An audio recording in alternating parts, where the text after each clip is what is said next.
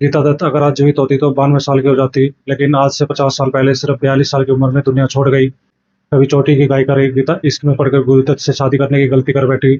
शादी के बाद गुरुदत्त ने बाहरी बैंडों में गाने से मना किया और उन्हें लेकर बतौर हीरोइन एक फिल्म बनाना शुरू की। लेकिन ये सिर्फ एक दिखावा रहा। कुछ रीलों के बाद फिल्म बंद हो गई।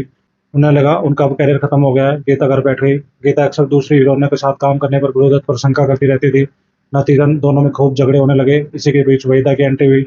वहीदा रहमान और गुरुदत्त के रिश्ते को लेकर गीता दत्त सदमे में रहने लगी। गुरुदत्त को छोड़कर अलग रहती थी। ऐसा नहीं है कि गीता को गुरुदत्त से प्यार नहीं था, बस शक की वजह से दोनों में तकरार रहती थी।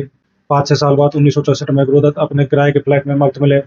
शराब और नींद की गोलियों के साथ उन्होंने दुनिया छोड़ दी। गीता इस हादसे से तबाह हो चुकी थी। उन्होंने शराब बहुत पीनी शुरू कर दी, ठीक अपने शोहर की तरह। नींद की गोलियों और दूसरे ड्रग्स का सहारा भी लिया। शादी के बाद जो गाने उन्हें मिलते थे वो आशा भोसले को मिलते रहे और आशा कामयाब हो गई। गुरुदत्त की मौत के बाद घर चलाने के लिए गीता को फिर से काम शुरू करना पड़ा। लेकिन गीता का जमाना अब लग चुका था। मजबूरन छोटी मोटी फीस के लिए वे स्टेज शो तक में परफॉर्म करने लगी। शोज और रिकॉर्डिंग में उनके खूब शराब पीकर आने के किस्से भी सुनाई देते रहे।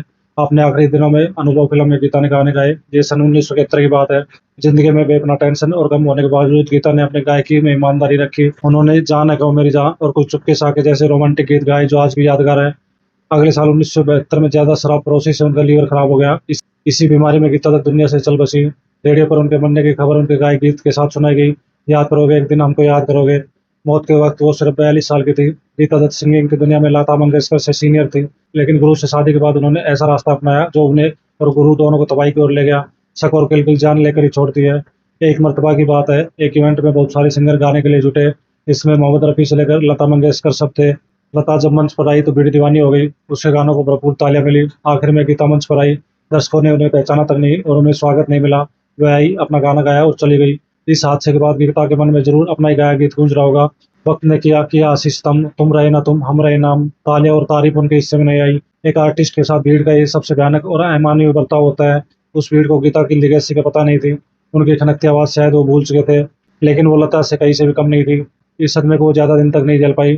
गुरुदत्त की मौत वर्षों पहले 1964 में हो चुकी थी। करीब 8 साल बाद 1972 में गीता दत्त अपने बच्चों को अकेला छोड़ दुनिया से चली गई। यह भी ट्रेजेडी थी कि इसके 10 साल बाद गीता के बड़े बेटे तरुण दत्त ने सुसाइड कर लिया। उसके कमरे में गीता गुरुदत्त की फोटो लगी थी, जिसमें वे और बच्चे खुश थे, मुस्कुरा रहे थे।